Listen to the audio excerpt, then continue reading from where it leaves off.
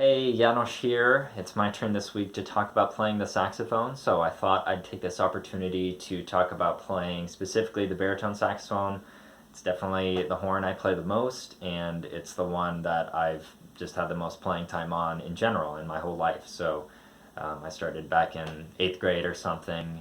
I played it for 5 years straight without touching another saxophone, and then finally started learning alto again in undergrad. And then since then, of course, and since I've been playing with noise, I've been playing mostly Barry as well. Unfortunately, I can't demonstrate anything today because I'm in my apartment and the walls here are paper thin, and I'd be disturbing my neighbors if I played at all. Can't play anything, but I thought I'd take this opportunity to just talk about gear and where to find that gear for the best price, since Barry gear tends to be very expensive. And then also a couple of playing things that I think are pretty specific to the Barry that hopefully I can offer some good advice on. But I think there will be some tips here for anyone who plays saxophone if this interests you. So let's just jump right in. So I'll start with just what I play on. The horn I play on is a Yamaha YBS 62. It's a pretty old horn. I bought it back in 2012 and it was used then, and I've used it really heavily since then, so I think it falls out of adjustment pretty easily. It's been a solid horn, and it's been with me through all these years. It's definitely one of the cheaper ones that you can get for the features that it offers, like a high F sharp key and the special metal they use and all that sort of things. But they're also coming out with a new custom model that some of you saxophonists may have heard about. I don't know yet when that's going to be up for sale. I think maybe later this year. So that's pretty exciting. I got the chance to try it at NASA. It seems really nice. I am in the market for a new horn, so that'll definitely be something I'm considering. Sort of switching between that and thinking about getting a Selmer too. I don't know. Ask me when I buy a horn, and I'll let you know what I got. So YBS 62 for my horn. And then for my setup, I play on a Selmer S90 180, and then ligature. I play a Silverstein Ligature, and then Blue Box 3.5 Van Doren for my reed. Mouthpiece, I started playing on this. I've only been playing on it, I guess, for the past maybe 4 years now, but I haven't switched back. I definitely think it's the best mouthpiece. It's the most free-blowing, I feel. I used to play on a C star, and then I switched to a C double star. That was back in undergrad. And those were fine, but I think they had some weird tendencies in the low register, being maybe a little bit stuffy. And when I tried this, it just blew the easiest. And I think the older I get, that's always what I'm looking for in a mouthpiece, is just, can I put a lot of air through this? Because that's one of the most important things about playing Barry, is that you can just have a really, really big sound. Or really, that's the most important thing, or one of the most important things of playing saxophone in general, being able to play really big. But particularly with Barry and playing in a setting of a saxophone quartet, being the foundation of the sound, being able to get a big sound is super important to me, and for anyone out there looking to get more into Barry, or who are looking to upgrade their setups or whatever it may be. A lot of my comments today are going to be focused on just like getting a really big, solid sound. So S90 180 would definitely recommend that over any other mouthpiece on the market right now as far as classical pieces go, because there's unfortunately not a ton of options, I think. Next, this Silverstein Ligature is probably the best thing that's happened to me in the past couple of years. I think I switched maybe a year or two ago now, and I was playing on an Ishimori before that, and I've tried switching back to the Ishimori just to see if I still like it, and I think that it is night and day. And I'm not someone to I'm not really a gearhead. I don't really sit and I don't try lots of gear all the time. I tend to stick with something that works, but I tried this out on a whim, on a recommendation from Stephen Banks. Shout out to Stephen. It was just night and day to me that the response on this ligature is amazing. And I think that is what you have to look for in a ligature. I don't notice too much of a difference in tone qualities between ligatures. I think maybe there's something small, but a ligature for me is all about response. How the note responds when you articulate, when you don't articulate, in the low register, high register, when you're playing loud or soft, all these different things. And nothing comes close to this ligature. It's really, really amazing. So what you want to do if you're interested in getting this, they don't have a specific baritone sax one. They have you have to buy their bass clarinet one, but it fits on a Selmer mouthpiece. Silverstein has like a sizing chart on their website, so you can look, you can type in what kind of mouthpiece you have, and it will tell you what ligature size will fit that mouthpiece. So if you play on any Selmer mouthpiece, it'll be their bass clarinet ligature. And this is just their bass model here. So it's only has the 2 bars here. I admittedly haven't tried their new hexa ligatures or whatever other fancy stuff they have. But I think this works really well. I don't see the need to try them yet. I don't think they're going to be that different. And if you do get this one, I recommend keeping the bars on the inside. I think that only improves the response and makes it more free-blowing. So you can sort of move these bars to the side if you want, but I like them on the inside. Silverstein Ligature, great, get it. And then, like I said, Van Doorn Blue Box 3.5s for reeds, pretty standard. I think the only problem is they're kind of expensive. They're $7 a pop, right, if you can find them for the cheapest price. And so if you ruin one, then, you know, what, that's like a Chipotle burrito or something down the drain. So, but regardless, it's better than any other reed I've tried. Once again, not a ton of options. Like on alto, you have all these different kind of Van Doorn classical reeds, and not so much for Barry. There's just less options. But I think Blue Box plays really well, so it's not actually so much of a problem. So that's my setup, and I'm also going to talk a little bit about preventing reeds from warping here in a minute once I go through my gear, because I think that's a big problem on Barry.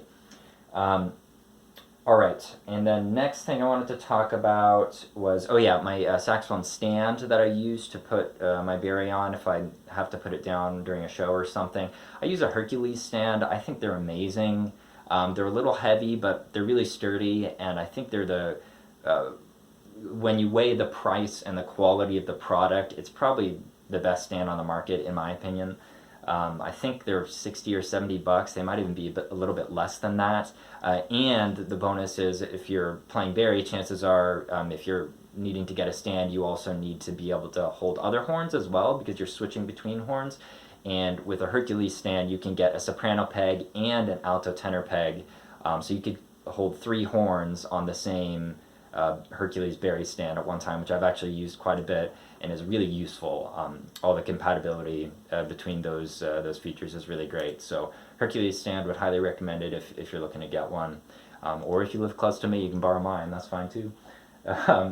So Hercules stand, all right, harnesses. So I spent a lot of time trying out harnesses, tried a lot of different things. I just can't do the neck strap thing. Just too much pressure on my neck, and I'm an old man, so my back starts to hurt and my shoulders start to hurt. But I have landed on a harness that I'm quite happy with. This is I got this recommendation from, I think, Karen Zhang and Lauren Bagshaw, so shout out to them. But this is the Gemini Harness, and I love this thing. And the best part about it is that it's not even that expensive. It's a really solid strap, and it's only, I think, $65. And it just goes on. I've seen both men and women use this really comfortably, so it's a really simple idea for a strap, but works really effectively. You clip it in the front. There's a few different hooks you can choose. I have this guy. I think this one works pretty well. It can get a little bit squeaky, but if you put a piece of paper in there, it's dead silent, which is important if you're in a recording session or something. But you can also really easily adjust the length of these straps on the front. There's a ton of adjustable features, and it really simply just sort of lays on the body, which I really like about it. And there's also some straps in the back you can adjust. But Gemini Harness, really would recommend that. I do keep a second harness in my case, just in case if I've been playing a lot, sometimes it's nice to switch to a different harness just to have the pressure going in different places. So this is the Van Doorn Support System harness.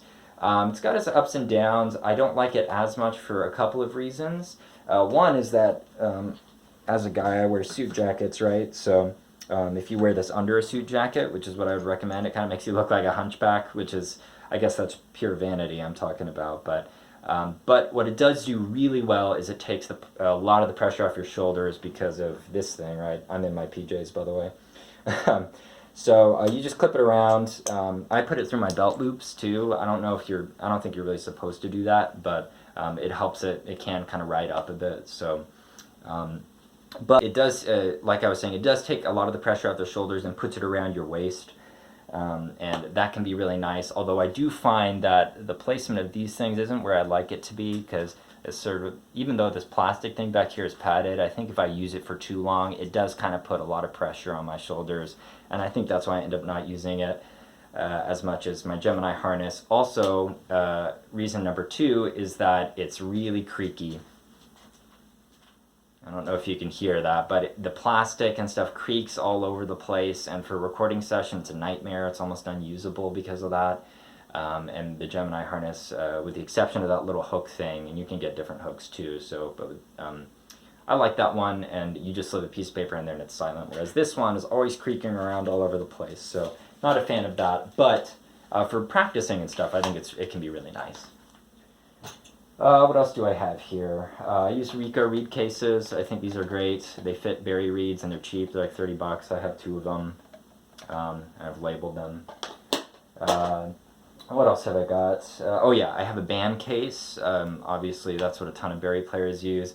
They're expensive. They're $1,000, but I don't know. I think they're just a great case. They have wheels. It's really compact. It fits in an overhead bin on airplanes. I think a lot of cases do, but this one definitely does. Never had issues taking it on a plane, which is great. And I did find mine for just over $800, and I'll talk about where to get. I think that's pretty much all the gear stuff. So I'll talk about just getting stuff for cheap, right? The best recommendation I can give is going to ProWinds. ProWinds online. I think it's just prowinds.com or .org or something. Look them up. I think they're based in Canada. I'm not sure, but I buy all my stuff from them. It's cheaper than Woodwind Brasswind and any of the other shops I found online. I don't think they don't charge shipping or tax, at least when it gets shipped to me. So that's great. And then also, if you wait for a holiday or something, you can wait for like a 15 or 18% discount they'll have off of an already really low price.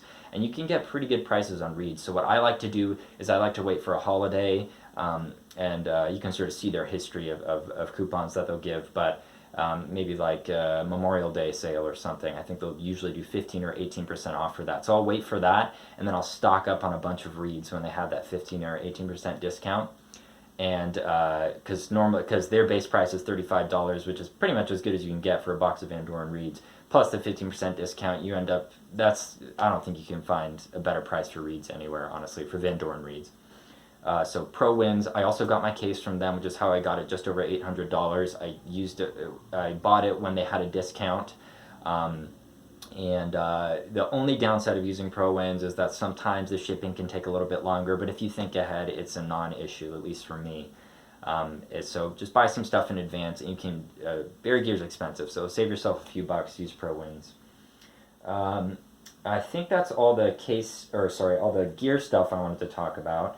Oh yeah, for cleaning supplies, I clean my mouthpiece after every time I use it. I just have a little mouthpiece, swab thing, and I do actually swab out my horn, which I don't think most people do, or most people use sort of that flexible thing, but I just take an alto swab, double the length of the string, and then actually, yeah, some of you've probably seen me turning my saxophone upside down to clean it. So that's what I do to clean my horn. Anyway, so I just wanted to move on to a couple playing things before I wrap up here. So probably the biggest issue that I'm always working to overcome, and I think I've kind of sort of figured it out on Barry, is the reeds warping. It's actually an equipment issue. Because the reeds are so big, they warp super easily. So you leave a wet reed on a mouthpiece for 2 or 3 minutes, it'll start warping. It's crazy, and it's particularly bad. I've never had bad issues with warping on any other horn, but Barry has just always been such a struggle, and it's a bummer. When a reed warps, it's pretty much done. I mean, you can't really fix that, and it's $7 down the drain if you let a reed warp. So the best things that I've done, I am never really quite sure what has helped me, because some reeds still warp. That'll just always happen. But things that definitely help, I soak my reeds. I know a lot of people don't, but I use this little thing that attaches to a music stand. I found it on the ground, so I don't know. It says Gibson Good Tools Inc., and then it's called a Band It, apparently. So maybe look that up and get one of these. And then I just found a pill bottle that was deep enough to fit a Barry reed or most of a Barry reed in it. And this clips onto any Manhasset stand or Wenger stand, so it's a pretty good size. I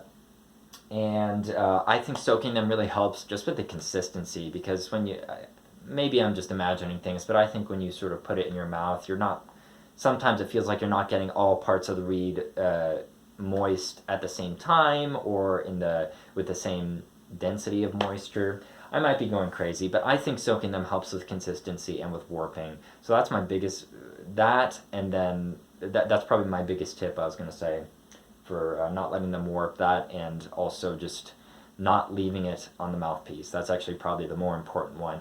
Do not leave a wet reed on your mouthpiece for more than, I mean, I might just be paranoid, but even for more than 30 seconds without, adding some moisture to it in some way or putting a mouthpiece cap on it, because it will absolutely warp and it can become unplayable really fast.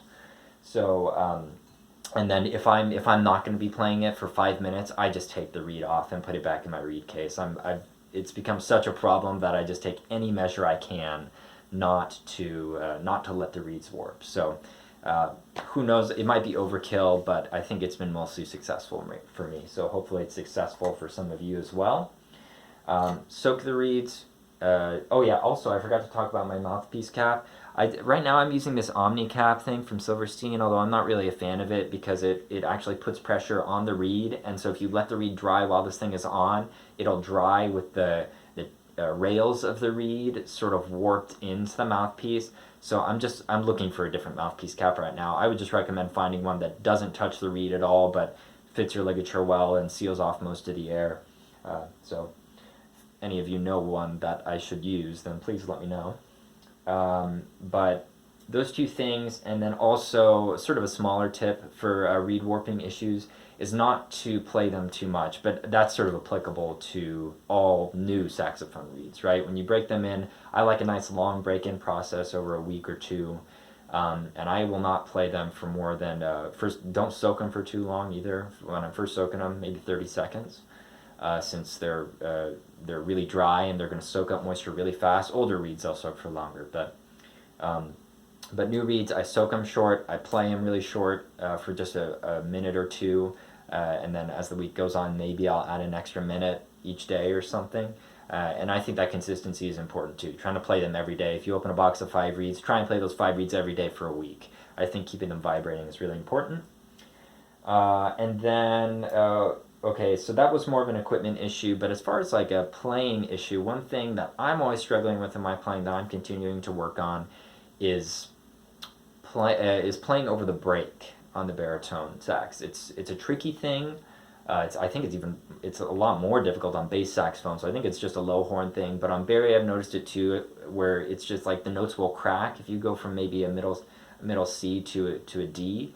If you try and cross over that, or larger leaps, my notes always tend to crack. Or articulating on those low octave notes, so like D, D sharp, E. The notes tend to crack when you articulate them. So it's something I'm always working on. Keeping your horn in good adjustment, I think, is a really important way to sort of stave off any weird breaking issues when you're articulating. And also just experimenting with really consistent airstream, of course, really consistent fingers all coming down at the same time, and figuring out what throat position works to move between those two different registers. I'm not sure it's something I could really say, like, this is the one way to do it, but just sort of messing around with those and really focusing on trying to get that break really clean, because I hear a lot of Barry players who may not be as familiar with the horn, who really struggle with that. Whenever they're articulating in the middle register, it cracks and crossing over it. So, and it's something I'm working on too. So just creating your own exercises, like just going between a C and a D as smoothly as possible, slurred. Those are things that I always do when I'm warming up, just to remind myself, okay, this is what I can do to prevent it from cracking. So really simple exercises, and then increasing that interval and seeing if you can get it as seamless as possible can be really helpful. I think that's pretty much all I have to say today. The only other thing I would mention that I sort of wrote down here was just playing big in general. This is something that all saxophonists are always working on, I think. It's one of the most important things that we can work on, is playing with a really big, full sound. But I would argue, particularly on baritone, that it's even more important because most people play baritone in the context of a saxophone quartet. And being the foundation of the sound is a big responsibility, right? You're always having to play in tune, and you're always having to, be the sound that everyone else fits inside of. So this is just a problem I see with a lot of other younger bari players in particular, is just not putting enough air through the horn. And it takes a lot of practice, of course, but it's something I'm continually working on, pushing your boundaries and thinking really critically. Can I be playing louder right now with a good sound? I think I pushed too much in that direction when I first started my master's degree, and like I was playing big but kind of with a bad sound, and that can be a problem too. But more often than not, I think it's so important to just be pushing a lot of air through the horn, especially when you're playing in quartet, just all the time. Even like every dynamic you see should almost be like a dynamic louder, just playing with a really full sound so that everyone else in the group can feel comfortable playing on top of that really nice blanket you've provided. So just experimenting with that in the practice room, seeing how far you can push your sound, thinking about it really critically, and then just finding a free-blowing setup that can allow you to do that, I think are all really good ways to sort of make your sound bigger, which is one of the most important things about playing baritone. Hope this was useful for all of you people at home. Stay safe in quarantine, socially distance yourselves, stay well. And if you have any questions, of course, just message me, call me. I'm pretty much sitting at home just relaxing. So happy to answer any questions, and hope you all have a wonderful day. Take it easy.